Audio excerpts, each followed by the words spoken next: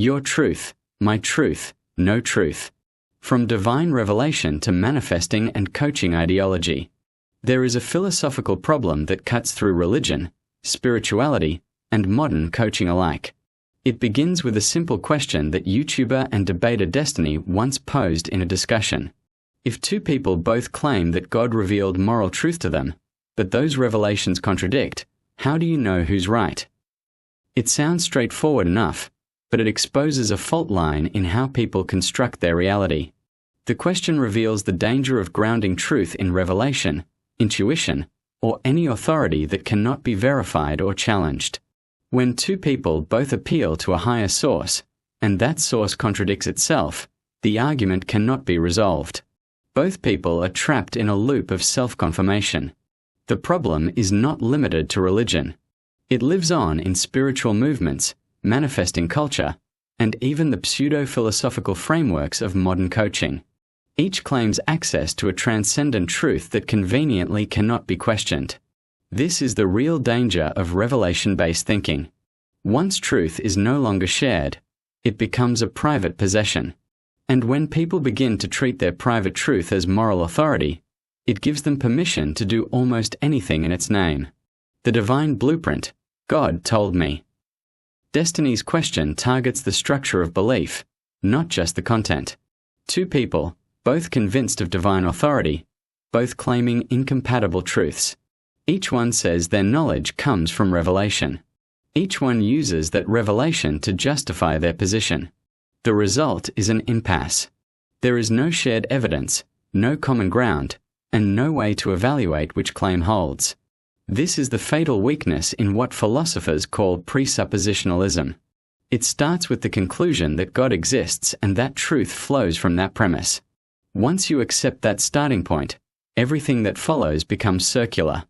God is real because the Bible says so, and the Bible is true because it comes from God. It is self-sealing logic. No amount of reasoning or evidence can touch it. Destiny's point was simple. If your moral system depends on a private line to the divine, then morality becomes a game of competing revelations. Whoever claims the clearest connection wins, not because their argument is better, but because their source is beyond verification. That same structure of thought has migrated into the secular world. It has been repackaged, sold, and spiritualized under new names. Where people once said, God told me, they now say the universe guided me or I followed my truth. The content changes, the logic remains. The coaching room's philosophical mirror. Take the coaching room as an example. Their leadership and coaching programs rely on a conceptual framework drawn from Ken Wilber's integral theory, mixed with neurolinguistic programming and neurosemantics. It presents itself as a sophisticated, systems-based approach to human development. Yet at its core, it repeats the same circularity Destiny criticized. In the coaching room's worldview, there is no single truth, only perspectives. Their trainers claim that truth exists across quadrants of experience, and that each quadrant holds its own truth. They talk about truth as something enacted rather than observed, as though language itself creates reality. On the surface, it sounds intellectually complex. In practice, it is simply a polished version of my truth versus your truth. Once truth becomes fragmented into personal perspectives, any claim can be justified. If someone feels betrayed, they are told to reframe it. If they cause harm, they can claim they were acting from awareness.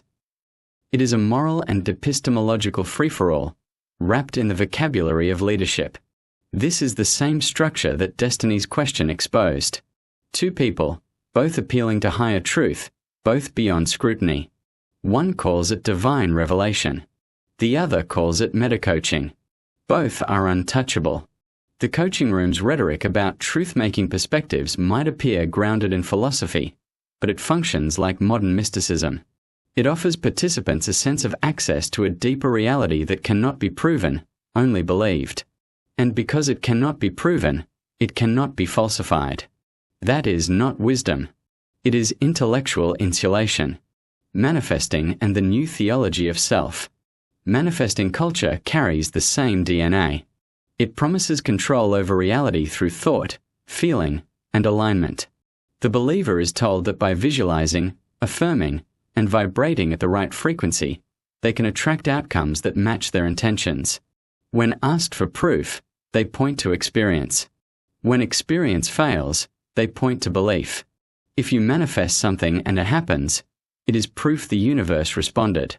If it does not, it means you were not aligned enough. Either way, the belief system wins. This circular structure is identical to religious revelation. The believer is both the source and the verifier of truth. There is no room for contradiction because the ideology absorbs all outcomes. Manifesting replaces God with the universe and morality with alignment. Instead of commandments, it offers vibration. Instead of sin, it offers resistance. Instead of salvation, it offers abundance. But beneath the language, the pattern remains. It is still presuppositional. It still begins with the assumption that the unseen world operates according to your belief. That assumption is what allows people to justify harmful decisions as spiritual growth. It allows them to say the universe led me to this, even when this involves betrayal, neglect, or harm. The danger of private revelation. When truth becomes private, morality becomes relative. The idea of accountability dissolves because the standard shifts from evidence to experience. In the religious version, wrongdoing can be excused as divine purpose. In the spiritual version, it becomes soul alignment. In the coaching version, it becomes acting from awareness. Each removes responsibility by outsourcing judgment to an invisible source. The consequence is the same. The person who causes harm can reframe it as necessary evolution. They can walk away from relationships, commitments, or consequences and still feel virtuous.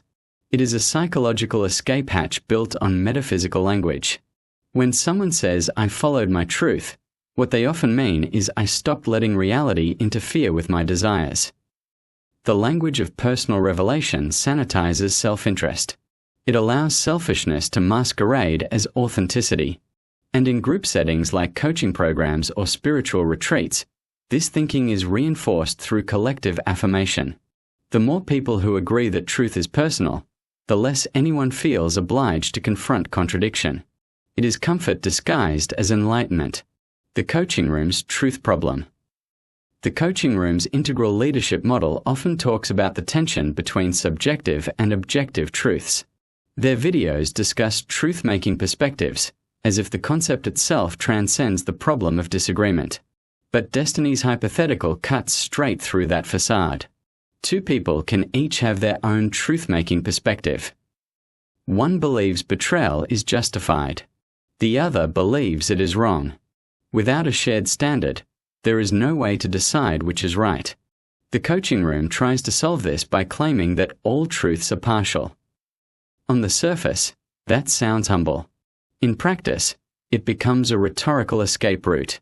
If all truths are partial, then every critique can be dismissed as incomplete. It is an endless regression of perspective where nothing can ever be called false. That is not integral thinking. It is moral relativism pretending to be wisdom. Destiny's question exposes why such thinking collapses. If you cannot resolve a moral disagreement because every viewpoint is valid, then morality itself loses meaning. There is no right or wrong, only perspective. That is not leadership. It is paralysis disguised as enlightenment. Spirituality without evidence. Modern spiritual movements have absorbed the same pattern. Whether it is manifesting, energy healing, or the law of attraction, each relies on personal revelation as evidence. Someone claims to feel energy flow, to see signs from the universe, or to receive intuitive messages. These experiences are real to the person having them, but they are not evidence of an external truth. They are subjective experiences interpreted as confirmation. Destiny's question shows why that matters. If your standard for truth is internal, then anyone can claim divine sanction for anything. A person can justify cruelty, exploitation, or manipulation simply by framing it as spiritual necessity. This is not hypothetical. It happens every day in coaching and wellness spaces. People abandon families, spend fortunes, or cut ties with anyone who questions their new truth. And because they are convinced that this truth was revealed to them, they experience no doubt. Doubt becomes the enemy. Critical thought becomes low vibration. Analysis becomes ego. The structure of belief protects itself by pathologizing dissent. That is why these systems are so durable. They are built to resist contradiction. The appeal of revelation. It is easy to see why people are drawn to this way of thinking. Revelation offers certainty. It promises access to meaning without the discomfort of uncertainty or the work of evidence. In a world that feels increasingly complex and unstable, revelation offers simplicity. It tells you that you can know the truth directly, without study, contradiction, or compromise. Coaching and spirituality both market this promise. They tell people they can find their truth, manifest their destiny, or expand their consciousness. It feels empowering because it removes dependency on experts, data, or external authority. But in reality, it replaces one dependency with another. The guru, the coach, or the framework becomes the new authority. You are told you already know the truth, but only after being shown how to access it through their process. It is revelation on demand, for a fee. The cost of untouchable truth. When truth becomes untouchable, relationships break down. Dialogue becomes impossible. People stop listening because they no longer see disagreement as valuable. They see it as a threat to their truth. That is exactly what happened in Destiny's conversation. When he asked how two people claiming divine revelation could resolve disagreement, his opponent accused him of intellectualizing truth. It was a deflection. By labeling reason as inferior to revelation, the opponent avoided accountability. That same tactic appears constantly in the coaching world. Critics are dismissed as in the wrong quadrant, unconscious, or not ready for the work. The language changes, the pattern remains. The danger of this logic is not just philosophical. It is personal. When people begin to believe that their revelation overrides shared reality, they stop engaging with the consequences of their actions. They can hurt others and still feel innocent because their actions serve a higher truth. They can rewrite history because truth is whatever they declare it to be. That is how ideology eats empathy. What shared truth requires. To live together in any meaningful sense, we need a shared foundation for truth. It does not have to be perfect or absolute, but it must be public, testable, and open to revision. That is what separates knowledge from belief, and belief from dogma. When truth is treated as private revelation, the only way to resolve conflict is through authority or force. Whoever holds power decides what counts as truth. When truth is treated as shared inquiry, disagreement becomes productive. It becomes a way to refine understanding rather than destroy it. The difference between the two is the difference between ideology and civilization.